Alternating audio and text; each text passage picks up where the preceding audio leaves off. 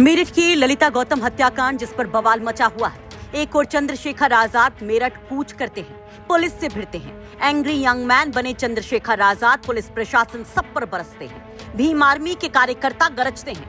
तो वहीं उसी वक्त मायावती सामने आकर जो कुछ बोलती हैं, कतई सियासी गलियारों से लेकर सोशल मीडिया तक नई बहस छेड़ जाती हैं। मायावती ललिता गौतम हत्याकांड के बाद हो रहे प्रदर्शन को लेकर बड़ा बयान देती हैं।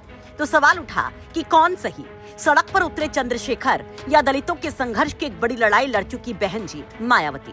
कौन है असल दलित हितैषी? इस सवाल के साथ शुरू हो जाता है सियासी संग्राम। सोशल मीडिया पर भिड़ जाते हैं मायावती और चंद्रशेखर के समर्थक। दरअसल एक और ललिता गौतम हत्याकांड के बवाल के बीच मायावती बुलाती है प्रेस कॉन्फ्रेंस और बिना नाम लिए साध जाती है निशाना। तो कहा जाता है कि मायावती के निशाने पर हैं चंद्रशेखर आजाद। हालांकि इधर मायावती बोलती हैं, उधर चंद्रशेखर भी दे जाते हैं तगड़ा जवाब। चंद्रशेखर क्या बोले वो आपको सुनवाएंगे, लेकिन पहले बहन जी को सुनिए।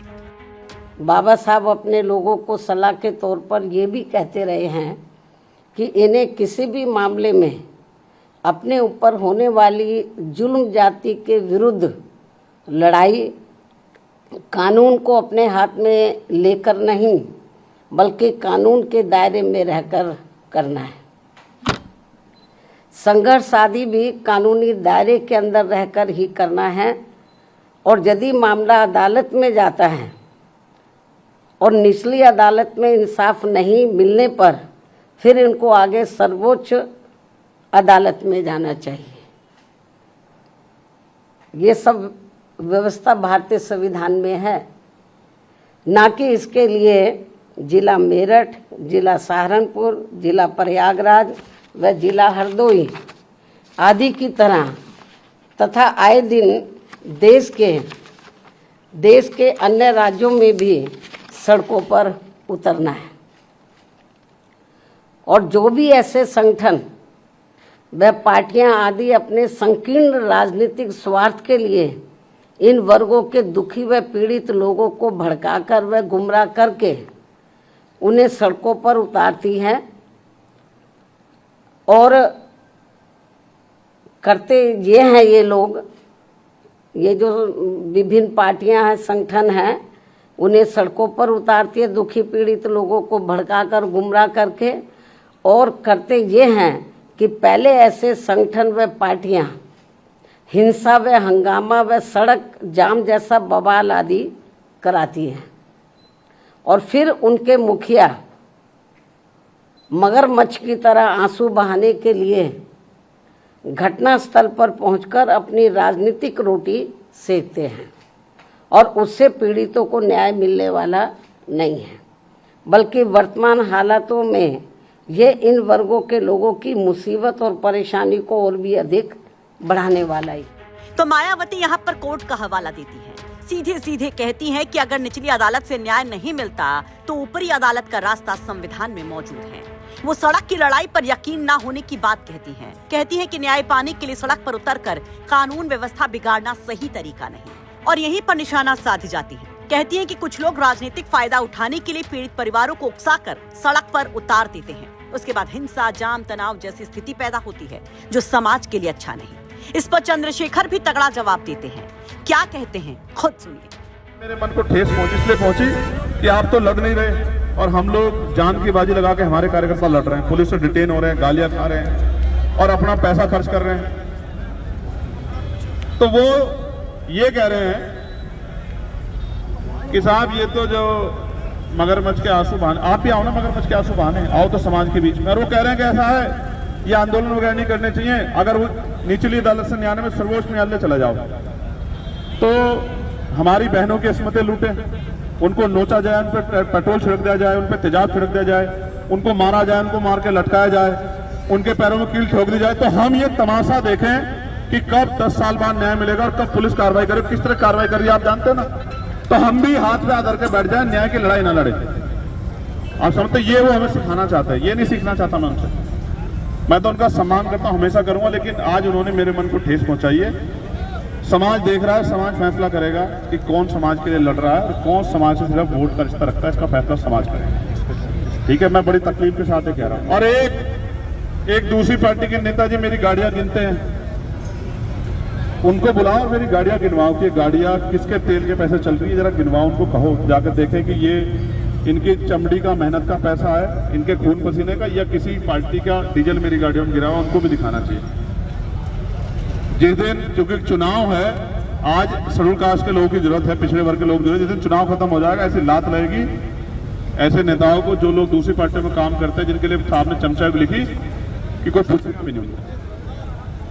आपके समाज की वोट लेने के लिए ऐसे लोगों को आगे करके दूसरी पार्टी आपके नेताओं के खिलाफ इस तरह के स्टेटमेंट दिलाती है। तो चंद्रशेखर कहते हैं कि बहन जी का सम्मान था, सम्मान है, सम्मान रहेगा, लेकिन ठेस दिल पर लगी है। कहते हैं कि इसका समाज जवाब देगा। खैर, इस पर आप क्या कहेंगे? आपके हिसाब से चंद्रशेखर जो सड़क पर उतरते हैं, जो इस तरह से हल्ला काटते हैं, हल्ला बोल करते हैं, वो सही, या मायावती जो एक सधी सियासत की बात कहती हैं, एक सधे रास्ते की बात कहती हैं, अंबेडकर का हवाला देकर? अपनी राय कमेंट बॉक्स में जरूर रखिए। साथ ही साथ चलते चलते ये पूरा विवाद भी जान लीजिए। दरअसल मामला मेरठ के टीपी नगर थाना क्षेत्र का था। मई महीने में बीए की छात्रा ललिता गौतम एग्जाम देने के लिए घर से निकली थी, लेकिन शाम तक जब वो घर वापस नहीं लौटी तो परिजनों की चिंता बढ़ गई। पहले परिवार ने अपने स्तर पर रिश्तेदारों और परिचितों के यहाँ उसकी तलाश की, लेकिन जब कोई सुराग नहीं मिला तो पुलिस में गुमशुदगी दर्ज कराई गई। परिजनों ने उसी समय अंकुश नाम के एक शख्स पर शक जाहिर किया। पुलिस ने मामला दर्ज कर जांच शुरू की, लेकिन अगले ही दिन इस केस में नया मोड़ आ गया, जिसने पूरे इलाके को हिलाकर रख दिया। रोहटा थाना क्षेत्र के उक्सिया गांव के पास गन्ने के खेत में एक युवती का शव मिलने की खबर मिली। पुलिस और फॉरेंसिक टीम मौके पर पहुंची।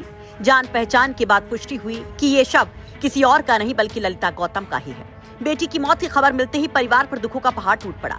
परिजनों ने हत्या के साथ गंभीर आरोप लगाए और आरोपियों की जल्द गिरफ्तारी की मांग की। घटना के बाद इलाके में भारी आक्रोश फैल गया। मामले ने जल्द ही राजनीतिक और सामाजिक रंग लेना शुरू कर दिया।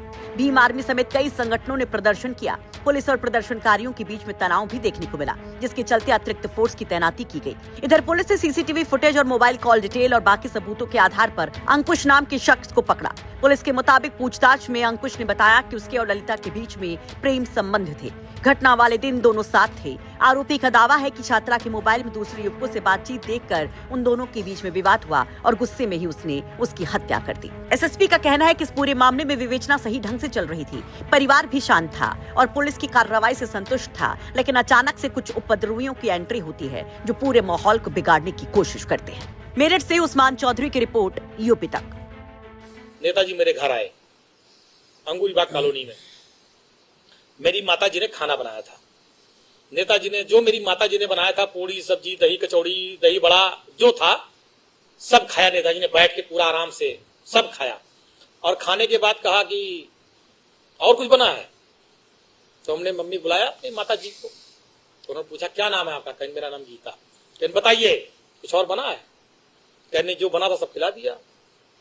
फिर उन्होंने मेरी माताजी ने कहा नेताजी से ये पढ़ते लिखते नहीं है, क्या होगा इनका? नेताजी ने कहा पवन के कारण आज मुलायम सिंह यादव इस दरवाजे पर आए हैं और देखना वो एक दिन वो भी आएगा। आज मेरे आने पे डीएम कप्तान बाहर खड़े हैं, एक दिन पवन भी आगे जाएगा, डीएम कप्तान भी बाहर खड़े होंगे, पवन बड़ा आदमी नेता बनेगा। और मुझे नेताजी ने बनाया, उस स्थान पे पहुंचाया। ऐसे थे धरती पुत्र मुलायम सिंह यादव जी। तो उसी दिन से मेरी माता पिता मेरे पूरा परिवार का एक लगाव है नेताजी के परिवार से। जब ये सब बातें आई कुछ लोगों ने कि भाजपा वाजपा ये सब, तो मेरे पिताजी ने तुरंत मुझको फोन किया, कहा जीवन में भूल न करना, जीवन में गलती न करना। ये चीजें मेरे पिताजी ने बहुत सख्ती से मुझसे बात कही थी। मैं बहुत ईमानदारी से आपसे कह रहा हूं।